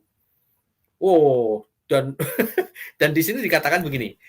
Matius 6 ayat 16. Nah, inilah kita semua orang Kristen makanya pada nggak tahu kalau di Kristen itu ada puasa. Cuma kami jadwalnya ada jadwal pribadi, ada jadwal kolosal gitu ya. Kolosal itu tergantung dari gereja masing-masing. Nah, Matius 6 ayat 16. Apabila kamu berpuasa, janganlah muram mukamu seperti orang munafik. Itu ya, nggak usah ditunjuk-tunjukkan. Mereka mengubah air mukanya supaya orang melihat bahwa mereka sedang berpuasa. Aku berkata kepadamu, sesungguhnya mereka sudah mendapatkan upahnya. Tetapi apabila engkau berpuasa, minyakilah kepalamu dan cucilah mukamu, supaya jangan dilihat oleh orang bahwa engkau sedang berpuasa, melainkan hanya oleh Bapamu yang ada di tempat tersembunyi. Maka Bapamu yang melihat tersembunyi akan membalasnya kepada kamu. Wah, beda ya, Pak Westerling. Puasa kita malah jangan dipamer-pamerkan loh. Jangan Beda banget. Beda Ada kan jauh. berarti Ini bukan ada ejekan puasa ya. diserupakan. Iya, berarti ada puasa diserupakan. Ya. Saudara-saudara, setanah air, ini bukan ejekan loh. Saya tidak sedang ngejek. Puasa di sana seperti itu, puasa kami seperti ini. Beda jauh. Kalau kami malah jangan dicanangkan. Jangan teriak-teriak, oh lagi puasa ini, mukanya muram. Kenapa Pak Heri? Lagi puasa. Jangan, malah suruh minyaki kepalamu. Lah kalau pakai minyak kan malah kelihatan seger, cuci muka, seger. Bukan dalam arti letterlek ya, penuh urapan Tuhan, banyak membaca firman. Pak Jenderal. Itu isinya. Ya Pak. Malah saya heran kenapa orang-orang yang keluar dari warteg malah lesu-lesu gitu. Pas keluar hordennya disikap kan jadi lesu lagi gitu loh. Jadi kelihatan puasa lagi. Padahal Ya, dari karena warteg. sadar puasa Pak. Saya bisa menjawab. Saya bisa menjawab Pak. Coba Pak Jalak Suren, pernah nggak terlambat makan? Nggak terasa. Bahkan seharian. Saya pernah kan, aduh kok pusing ya. Apa ya? Setelah saya makan sedikit, sembuh pusing saya. Ternyata saya lupa makan dari pagi Pak. Tetapi ketika kita sadar puasa, baru jam 8 pagi Pak, udah laparnya minta ampun. Betul atau betul? Tanya Bu Fadilah ini, yang puasanya rutin walaupun bolong-bolong. Karena sadar sedang puasa. Betul Pak. Saya suka nggak sadar tiba-tiba malah kebablasan loh. Harusnya udah buka karena kebablasan gitu. Ya. Suka, Nah, ya sering begitu. Tapi kalau yang baru latihan Pak, apalagi yang dengan dengan konsep yang tidak seperti kita, itu seperti itu Pak. Lemesnya minta ampun, lemesnya minta ampun. Nah, kalau dengan puasa itu memberi makanan roh kepada roh kita, Pak. Selama ini kan kita makan, rohnya kecil, makan, rohnya, makan dagingnya yang tinggi. So itu dengan puasa, sehingga kita bisa mengendalikan diri. Saya juga masih belajar, saudara-saudara. Tapi konsepnya seperti itu, saudara. Kayak timbangan gitu loh. Kalau kita makan, konten, debat, viral. monetasi. Viral, adsense gitu ya. Akhirnya rohnya kurang, Pak. Biasanya lebih kepada kehebatan akademisnya, apologetikanya. Enggak salah, saya enggak mengatakan salah ya, tetapi jangan lupa ya, puasa. Kasih makan rohnya, Pak. Puasa. Dagingnya turun, Pak, gitu. Jadi orang yang puasanya tepat, di Koptik ada puasa ya, bahkan memang ada jadwal khusus ya. Dan beda Pak, mari ini data saudara ya, jangan salah paham, ini data. Jangan protes dengan saya, proteslah kepada media tersebut. Bahkan media mainstream tadi sore saya tonton di televisi nasional. Saya sedih saudara. Saya tidak menghina, tetapi saya mengingatkan kepada saudara-saudara kita di RT 6 untuk ayo motivasinya kalau enggak ada gunanya. Itu tadi. Yesaya ribuan tahun yang lalu, 2000-an tahun yang lalu udah ngasih tahu puasamu, kamu masih sibuk dengan urusanmu. Betul Pak Westerling? Betul. Semua iklan dari iklan mah dan lain sebagainya. Wah, luar biasa. Saya pernah kerja di sebuah perusahaan herbal. Wah, puasa itu saudara, peluang semua naik jualan. Luar biasa enggak? Ya, saya sudah ngasih tahu. Ya, puji Tuhan saya udah lepas dari semuanya itu. Saya kasih tahu saudara. Apa yang dikatakan Yesaya itu tepat, dan apa yang dikatakan Tuhan Yesus lebih tepat lagi. Kita cek. Memalukan enggak saudara? Kriminalitas, mana dia? Kejahatan meningkat jelang Ramadan. Kapolres Lebak. Aksi kejahatan jalanan meningkat saat Ramadan. Dan ini ada news apa ini ya? Pokoknya ada televisi nasional beberapa memberitahu. Meningkat. Nah, kalau masa pandemi oke lah. Tetapi di masa Ramadan loh. Loh, ini data bukan saya. Saudara jangan menghina. Baca di sini lalu protes kepada mereka. Oh, enggak betul. Ayolah, kita dewasa lah. Ya, ini data. Artinya apa? Ayo koreksi. Koreksi, kami bukan yang terbaik, tetapi memang beda ajaran puasa. Di Koptik, di kitab prinsipnya sama karena ayatnya sama. Kenapa demikian? Bahkan tadi di televisi, tadi tertulis di situ, masalahnya apa? Ada perkelahian, hanya gara-gara pandang-pandangan mata, Pak. Apa lu? Apa lihat-lihat? Berantem. Artinya apa? Tidak ada gunanya. Kamu bukan begitu puasa yang ku kehendaki, kata Tuhan. Kamu masih ribut, memukul-mukul, dan lain sebagainya. Puasa itu merendahkan diri, cari kehendak Tuhan. Terus kalau di Kristen malah jangan orang tahu, diem-diem aja gitu loh. Oke, diem-diem aja. Tetapi juga kalau disuguhin lemas, dilemes-lemes ke, ngono ya Pak. Pak Iri kenapa? Puasa. Kenapa puasa? Habis bayar kredit. Habis semua duitnya. Loh, itu puasa. Itu Jadi kali kelaparan.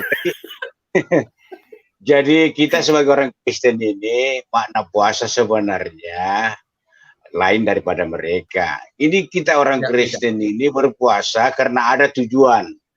Tidak terikat, tergantung kepada individu masing-masing sebagai pengikut Yesus ya. Dalam artinya begini, dalam puasa itu berupa bentuk wujud syukur yang kita sampaikan.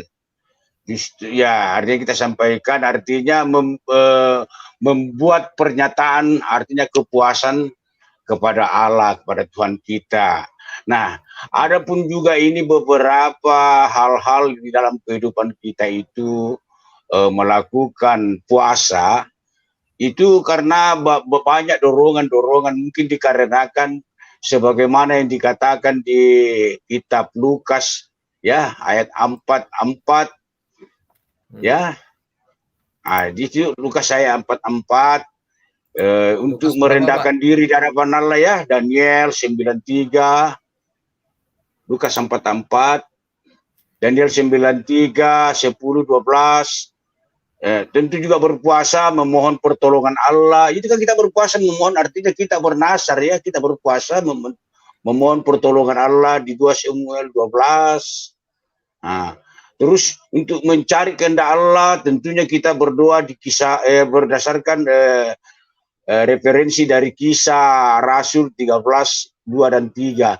Itu banyak di dalam kitab itu. Kalau kita itu bermaksud dan tujuan puasa itu bukan berurusan soal makan dan minum, tidak di situ.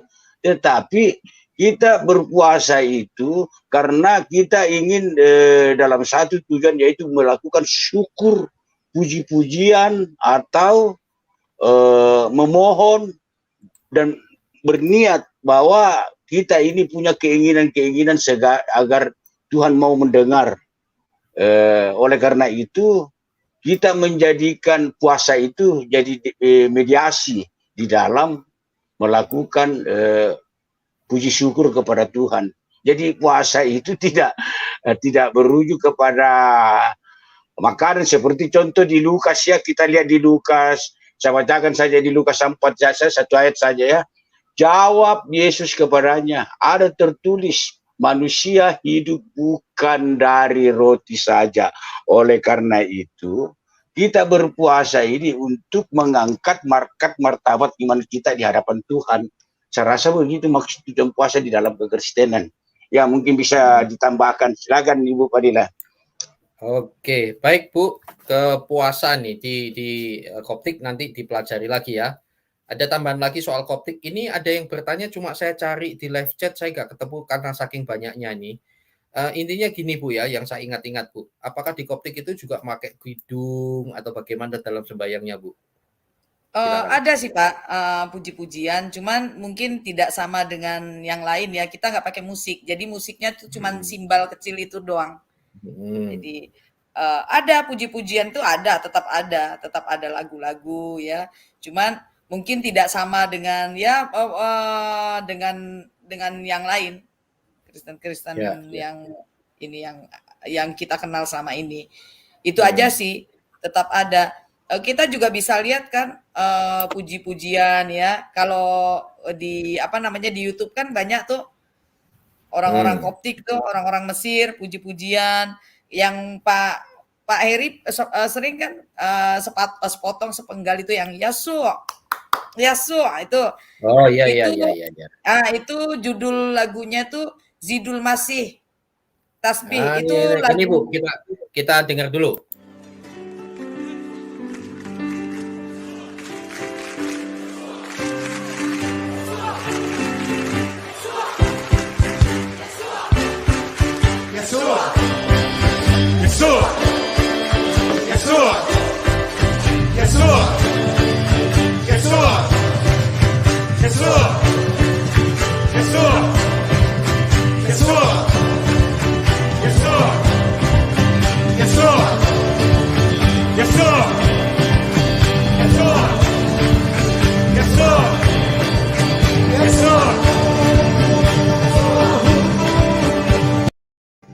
Nah, itu.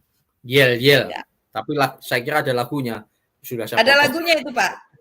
Sebelumnya itu Zidul Masih Ta'ziyah. Alhamdulillah bin ghamkum nadul abtalu yimshu bisolib kuddamkum. Minggu lalu saya nyanyi lagu itu sama teman Mesir. Dan lagunya gini Bu, Ibu gini. Zidul Masih Fadillah, Zidul Masih Fadillah. Itu yang saya hafal. Lagunya asik sekali. Anak saya sampai hafal itu, Pak. Ya, enak banget lagunya memang. Ya. Saya cari. Silakan Bu. Ngobrol. Ya, begitu. Jadi tetap ada pujian ya, tetap ada lagu ketika ibadah, tetap ada Pak. Cuman nggak sama ya. Kita terbiasa tidak pakai musik, sama kayak ya zaman dulu lah. Nah, tapi tetap ada puji-pujian yang kayak tadi, yang full band gitu ya, tetap ada itu untuk kita dengarkan. Ya, kalau kami juga misalnya ada itu biasanya bahas Alkitab gitu ya. Sebelumnya ya kami nyanyi puji-pujian worship gitu Pak. Worship bahasa Indonesia, worshipnya punyanya Sari Sumorangkir gitu kami nyanyikan. Bahkan sudah ketemu Bu. Ya. Break dulu. Gimana Pak? Sampai satu teman saya ya. Ini lagu Arab. Ini Abuna Butros atau siapa ini? Coba ini. Kenal ini? Mana nggak kelihatan? Oh bukan. Sebentar. Oh bukan Zakaria Butros ini, bukan Abuna Zakaria, bukan. Oh bukan. Tapi Abuna. Sebentar, kok suaranya dubbing ya? Sebentar ya. Kita tonton dulu. Singkat. Tunggu. Saya suka lagu ini.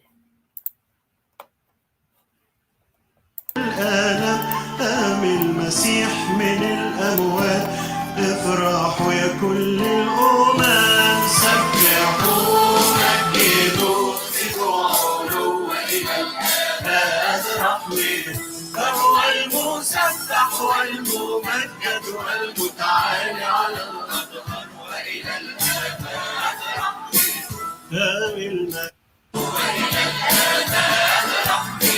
فهو المسبح والممجد والمتعالي على الأظهر وإلى الآباد المسيح بعدين لبسنا الأسد هناخد أجسام روحية هنطلع صورة التراب Oke. Itu salah satu lagu favorit saya itu, Pak. Sabihun Bukan yang tadi ya? Bukan yang dimaksud ya? Iya, na ilal abadi rahmati. Itu lagu-lagu mereka tuh sebenarnya enak dengerin. Kalau Enak Bu dinyanyikan. ya Idul masih la ilaha illa bukan. Idul masih na na na. tasbih itu memuji kan. Zidul masih tasbih Iya itu saya alulila bilhamkum nadul abtalu yimshu bisolib kuddamkum. Itu wah kalau apa namanya di sana itu ya sama aja Pak. Kadang kami juga mendengarkan, kadang kami di gereja sini juga menyanyikan lagu-lagu pujian Sari Simorangkir. Ya biasa begitu. Ini ada ya tap-tap Bu Fadila katanya. Ya tap-tap. Nah ini dia. Banyak ya tap-tap itu lagu Kristen bahasa Arab. Ya. Oke, bagian terakhir Pak Jalak Suren, ada yang mau disampaikan? Apa tentang lagu ya? Mantap sekali emang kalau saya sih sholawatan aja lah. Jadi gini bunyinya ya sholawatannya ya. Kasih Yesus tak terhingga, tak terbatas. Walau dia telah dihina dan disiksa, semua insan harus kenal siapa Yesus. Dia Tuhan serta jurus selamat umat. Gitu dia kan. Jadi semua harus kenal siapa Yesus. Wah keren Pak. Mantap. Iya, mantap. Itu dia. Jos. Iya dengan penutup ini penutup kata-kata saya ya. Robbana atina fid dunya hasanah wa fil akhirati hasanah wa qina adzabannar. Wassalamualaikum warahmatullahi wabarakatuh. Walhamdulillahirabbil alamin. Itu dia. Oke, silakan. Doa makan. Saya sapu jagat tadi saya lupa. Iya.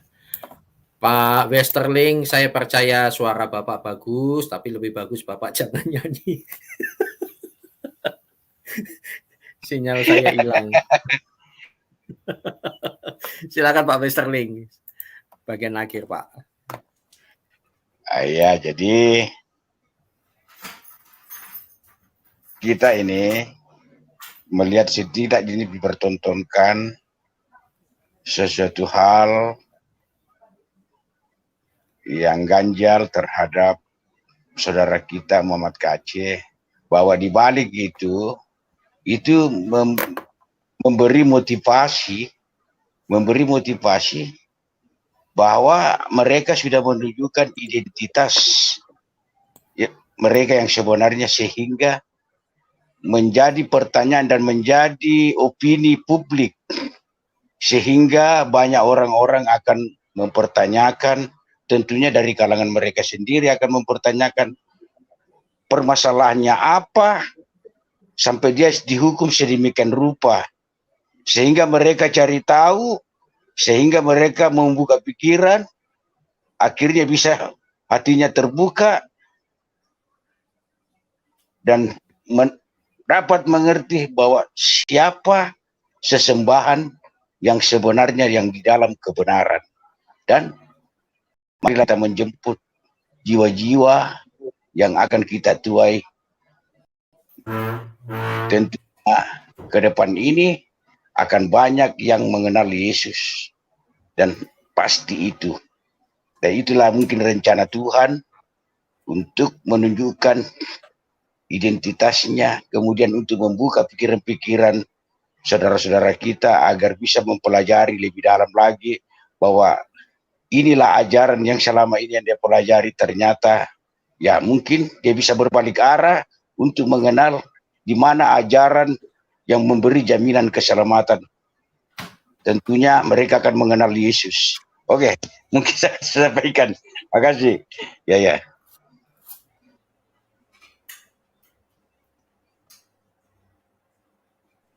Ya, silakan Pak Heri. Oke, baik. Maaf, saya tersepona de Bapak menyampaikan tausiahnya.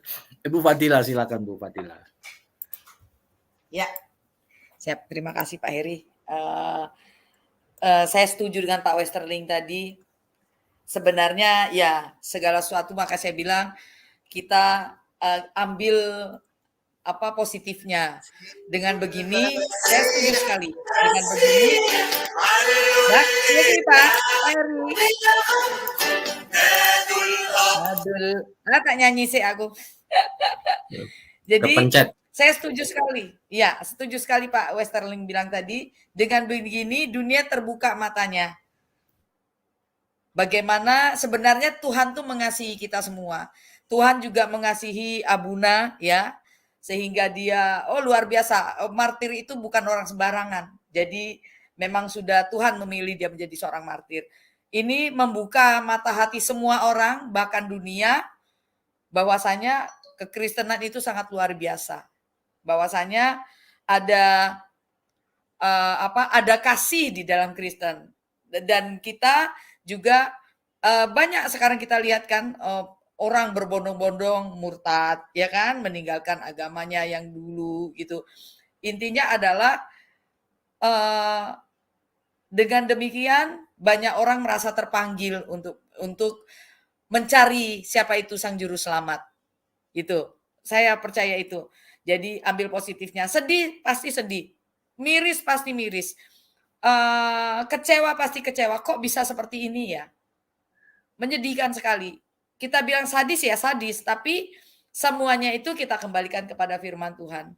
Ayolah kita mulai rendah hati menghadapi segala situasi ini dengan kembali kepada firman Tuhan. Tunduk bertekuk lutut, melihat begitu luar biasanya firman Tuhan, melihat begitu indahnya firman Tuhan tuh sangat menguatkan kita bahwasanya firman-Nya tuh ya dan amin. Semua yang dinubuatkan tuh pasti terjadi. Kalau tidak terjadi, tidak tergenapi. Artinya, kalau tidak terjadi, artinya gugur firman Tuhan itu sebagai firman yang kekal, yang pasti akan digenapi. Kalau itu tidak terjadi, ya artinya firman Tuhan itu sebagai nubuatan itu tidak tergenapi. Saya cuma melihat ke arah situ. Karena kalau kita melihat ke situ, kita akan menjadi kuat dan kagum dengan bahwasanya ternyata firman yang kita imani selama ini itu adalah benar. Bahwasanya Tuhan yang kita imani selama ini adalah benar. Saya cuma melihat ke situ saja, Pak. Dan kita melihat jiwa-jiwa penuaian jiwa-jiwa itu akan terjadi.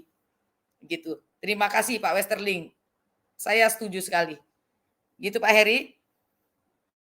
Baik, luar biasa Saudara. Untuk sekedar pengetahuan saja ya. Jadi Arab itu bukan Islam, banyak juga orang Kristen. Kalau Saudara tulis di Google atau di YouTube lagu rohani Kristen Arab begitu ya. Aduh banyak sekali Saudara. Ini lihat ribuan orang ya di gereja. Ini di Mesir ya Bu ya kalau nggak salah. Itu di Arab. Iya, itu di Mesir. Itu kan ada beberapa di gereja Bukit Mukhatam itu. Ya. Banyak sekali Saudara. Ini wajah Immanuel Arabik dan sebagainya. Menarik sekali Saudara ya. Lagu-lagu Arab. Wis. Apalagi kalau Bapak ketik tilawah Alkitab. Ya, tilawah. Wahabibi itu bagus tilawah. Ini misalkan Kristen Ortodok gitu ya. Banyak Saudara tilawahnya ini. Nah, ada yang salah paham nih. Wah, hati-hati. ini sholatnya mirip Islam, mulai niru-niru. Nah, udahlah, kita nggak usah ribut itu, kita jujur dengan sejarah ya saudara ya. Bukan mereka yang mirip Muslim yang mirip mereka sebetulnya. Harusnya seperti itu ya. Baik. المسيح أقدر المسيح أقدر أشهد أن المسيح هو الله. Ya saudara, saya Heri dari channel IKIM Iman Kristen Indonesia. Sophie is the best.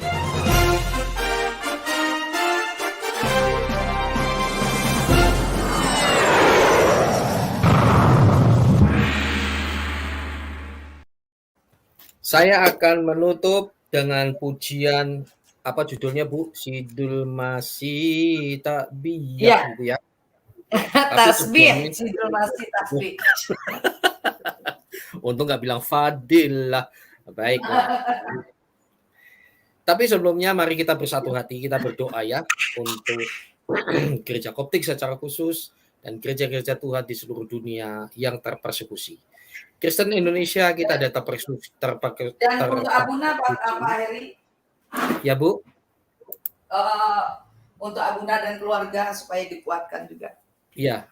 Abuna siapa Bu? Saya lupa namanya. Yang tadi Arsenius. Oh iya ya. Ya. Ya, namanya susah untuk lidah saya, jadi saya harus baca baik-baik. Baik saudara, mari kita bersatu hati. Tuhan Yesus, terima kasih. Engkau baik, Engkau luar biasa. Kami minta anugerah-Mu. Terima kasih Tuhan, kami berada di Indonesia. Engkau sungguh luar biasa, Engkau baik.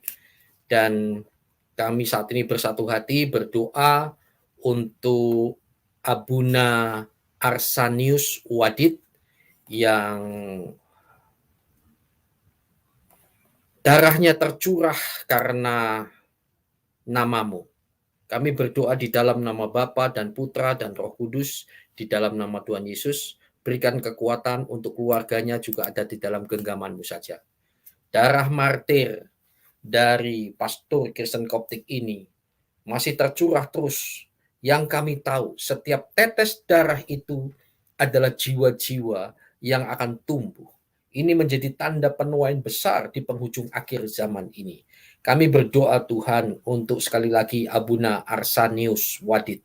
Sekali lagi seluruh keluarga, demikian juga seluruh gereja Koptik. Dan ini juga duka kami semua. Tapi di balik duka ini ada sebuah kebanggaan. Ia martir, mati dalam. Terima kasih Tuhan. Kami percaya kepadamu. Dia mati terhormat Tuhan. Mati bukan dalam kebohongan, mati bukan dalam menegakkan ketidakadilan, tetapi karena Kristus. Terima kasih sekali lagi. Untuk gereja-gereja di Indonesia, kami mau belajar bahwa Kristen Koptik Mesir dari bulan Desember sampai sekarang sudah ada 100 lebih korban karena iman. Kami belum apa-apa Tuhan. Karena ini sucikan, kuduskan, secara khusus para Kristuber yang ada di garis depan semuanya bersatu Tuhan, memberitakan Injil dengan bijaksana. Terima kasih Engkau baik.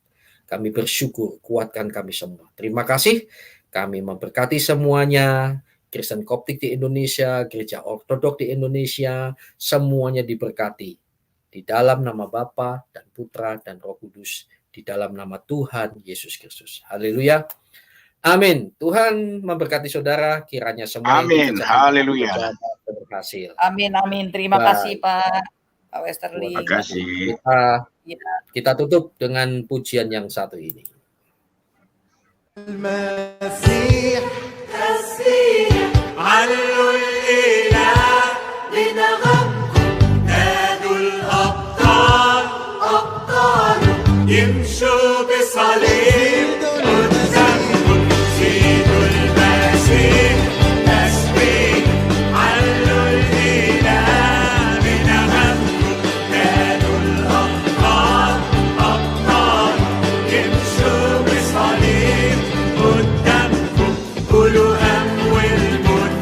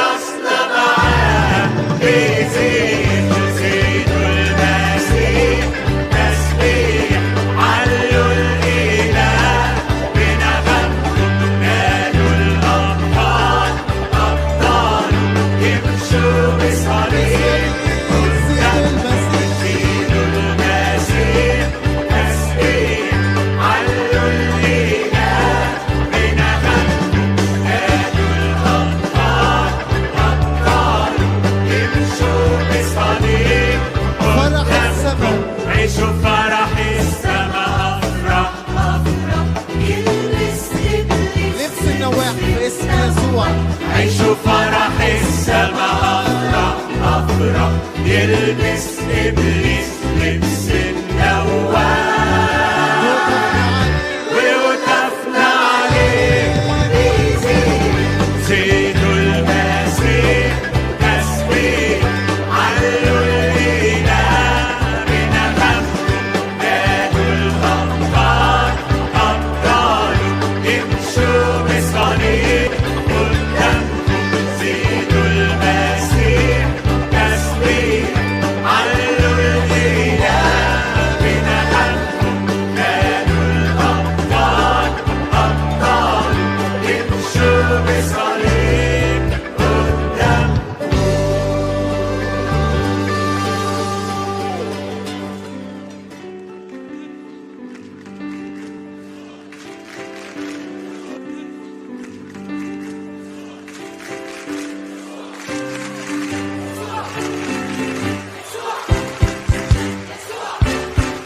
يسوع يسوع يسوع يسوع يسوع يسوع